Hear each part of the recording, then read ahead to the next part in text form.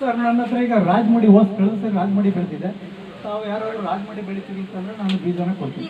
ಈಗ ಒಂದು ಕ್ಲಾರಿಫಿಕೇಶನ್, ರಾಜಮಡಿ ಬೆಳೆದ್ರೆ ಹೈಟ್ ಆಗಿ ಬೆಳೆಯುತ್ತೆ, ಗಾಳಿ ಬಂದಾಗ ಬಿದ್ದೋಗುತ್ತೆ ಅನ್ನೋದು ಕಾನ್ಸೆಪ್ಟ್ ಇದೆ. ಯಾವುದೇ ರಸಗೊಬ್ಬರನ ಬಳಸಲಿಲ್ಲ ಅಂದ್ರೂ ಎಷ್ಟು ಹೈಟ್ ಬರ್ಬೋದು ಅಂತ ಈಗ ನಾನು ನೋಡಿದ ಮಟ್ಟಿಗೆ ಆಗ್ಲೇ ಒಂದಿಷ್ಟು ಹೈಟ್ ಬರುತ್ತೆ. ಅದು ಬರುತ್ತೆ ಸರ್, ಬರ್ತದೆ. ನನಗೆ ಹೋದ್ಸರಿ ಕುರಿ ಎಲ್ಲ ತರಿಸ್ಬಿಟ್ಟಿದೆ, ಮಂದಿನ ಬಿದ್ದೋಗ್ಬಿಡ್ತದೆ.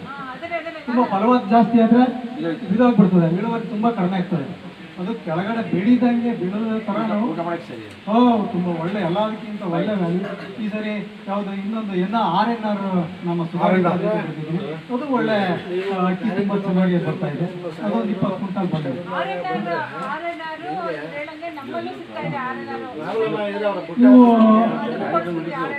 ಯಾಕೆಂತಂದ್ರೆ ಈಗ ಸುಧಾರಿತ ತಳಿಗಳು ಬೇಕು ನಮ್ಮಲ್ಲೇ, ನಮ್ಮ ಇಲಾಖೆಯಲ್ಲಿ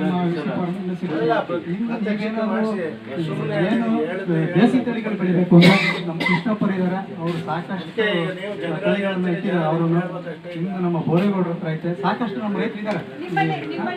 ನಮ್ಮಲ್ಲಿ ಸರ್, ನಮ್ಮಲ್ಲಿ ಈಗ ರಾಜಮುಡಿ ಕೊಡ್ತೀನಿ, RNR ಕೊಡ್ತೀನಿ. ಅಂದ್ರೆ ಸಾವಯವದಲ್ಲಿ ಬೆಳೆದಿರುವಂಥದ್ದು.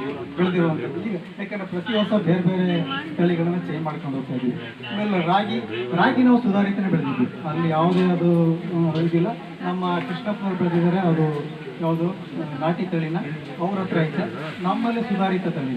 ಹಾಗೆ ಆ ಥರ ಒಂದು ಕಪ್ಪು ಮಾಮೂಲಿ ಕಪ್ಪನ್ನು ಯಾವುದೇ ರಸಗೊಬ್ಬರ ಇದರಲ್ಲಿ ನಾವು ಬೆಳೀತಾ ಇಲ್ಲ, ಯಾವುದು ನೈಸರ್ಗಿಕವಾಗಿ ಬೆಳೀತಾ ಇಲ್ಲ. ಅದ್ರ ಫ್ಯಾಕ್ಟ್ರಿ ಹೊಡ್ಕೊಂಡು ಎಲ್ಲ ರೈತರು ಕಬ್ಬನ್ನು ನಮಗೆ ಮಾರ್ಕೆಟಿಂಗ್ ಸ್ವಲ್ಪ ಪ್ರಾಬ್ಲಮ್ ಆಯಿತು, ಹಾಗಾಗಿ ನಾನು ಕಬ್ಬು ಹೋಗಿಲ್ಲ.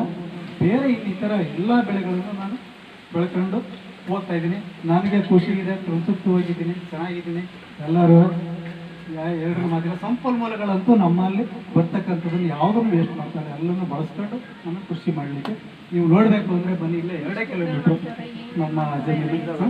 ಈಗ ಜಸ್ಟ್ ನಾಳೆ ಈಗ ನಾಳೆ ಹಲಸು ಕಿತ್ತು ಮಡಗಿದ್ದೀನಿ, ಅದನ್ನು ತಗೊಂಡು ನೇರವಾಗಿ ನಾವೇ ಅಲ್ಲಿ ಕೂಲ್ ಕಟ್ ಮಾಡಿ ಅಲ್ಲೇ ಮಾರಾಟ ಮಾಡೋದು. ಯಾಕೆ ಮಾರೋದು ಅಂತ ನಾವು ಹಿಂದೆ ಮುಂದೆ ನೋಡ್ಬಾರ್ದು. ರೈತರು ಬೆಳೆದೋದನ್ನ ನಾನೇ ಕುತ್ಕೊಂಡು ಮಾರಬೇಕು.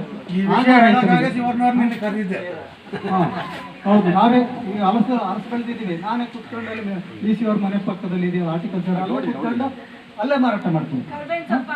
ಸೊಪ್ಪು ಆಗ್ಬೋದು, ಎಲ್ಲ ಪ್ರತಿಯೊಂದನ್ನು ಏನೇನು ಹಣ್ಣಿದೆ ನೋಡಿ, ಇದು ಒಂದಕ್ಕೆ 10 ರೂಪಾಯಿ ಈ ಹಣ್ಣಿಗೆ. ಹೀಗೆ ಈ ಥರದ್ದು ಎಲ್ಲ ಥರದ ನಮ್ಮಲ್ಲಿ ಆಗುವ ಎಲ್ಲ ಥರದ ಹಣ್ಣುಗಳನ್ನು ಸಾಕಷ್ಟು ನನ್ನ ಕೈಲಾದಷ್ಟು ಸಾಧ್ಯ ಆದಷ್ಟು ತೋಟದಲ್ಲಿ ಮಾರ್ಕೆಟ್ ಮಾಡ್ಕೊಂಡಿದ್ದೀವಿ. ಇದರಲ್ಲಿ ಯಾವುದೇ ತೊಂದರೆ ಇಲ್ಲ. ನಮ್ಮ ರೈತರು ದಯಮಾಡಿ ಮುಂದಿನ ದಿವಸ ಒಂದು ಸ್ವಲ್ಪ ಏನು ಒಂದು ಇದನ್ನು ಸಮಗ್ರ ಕೃಷಿನ ಒಂದೊಂದು ಎಕರೆ ಸ್ವಲ್ಪ ಅಳವಡಿಸ್ಕೊಂಡ್ಬಿಟ್ರೆ, ಕಡಿಮೆ ಜಮೀನಿರೋರು ಅವರು ಸಹ ಸ್ವಲ್ಪನಾರು ಅಳವಡಿಸ್ಕೊಂಡ್ರೆ ಮೊದಲು ನಮಗೆ ಬೇಕಾದಂಥದನ್ನು ಆಹಾರವನ್ನು ಬೆಳ್ಕೊಂಡು ನಾವು ಅದೆಲ್ಲ ಮುಂದುಕೊಡೋಣ. ನಮಗೆ ಬೇಕಾದ ಎಲ್ಲರಿಗೂ ನನ್ನ ರೈತ ಬಾಂಧವರಿಗೆ ನಾನು ವಂದಿಸ್ತಾ ಇದ್ದೀನಿ. ಎಲ್ಲರೂ ಒಳ್ಳೆ ನಮ್ಮ ಎಷ್ಟೊಂದು ಸಾವಧಾನವಾಗಿ ಎಲ್ಲ ನಮ್ಮ ರೈತರು ಬಂದಿದ್ದಾರೆ ಅಂತಂದ್ರೆ ಇವತ್ತು ನನಗೆ ತುಂಬ ಖುಷಿ ಆಗ್ತದೆ. ನಮ್ಮ ಮಂಡ್ಯ ತಾಲೂಕು